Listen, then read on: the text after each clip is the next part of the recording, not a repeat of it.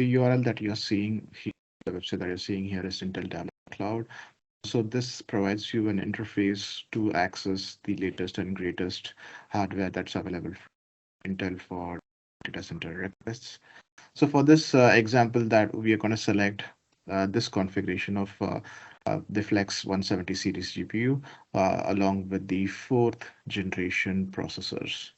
And we've logged into the system. So let's go and start our Jupyter Lab. Notebook is getting loaded. Fantastic. Now let's add another terminal. So this terminal, we're going to watch the GPU utilization. And to do that, the command would be the XPU SMI.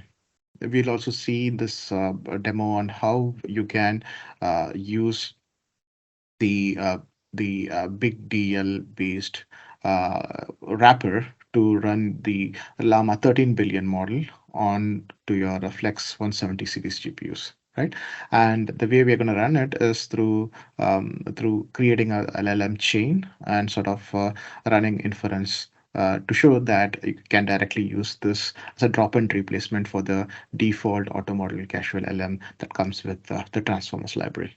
So let's go ahead and run the imports, and we specify what model we want to run here, right? So point to note, it's 13 billion chat model from Llama. That's what you're going to run.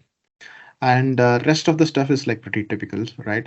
So if you look at the utilization for auto model casual LM, you specify the model name for the to load it from the Hugging Face hub. So load it in 4-bit indicates that you want to do you want to work with the precision type of int4. Let's just do that. We just create this custom LLM class, and then we go and create our prompt template. So you create those. Now you start your inference.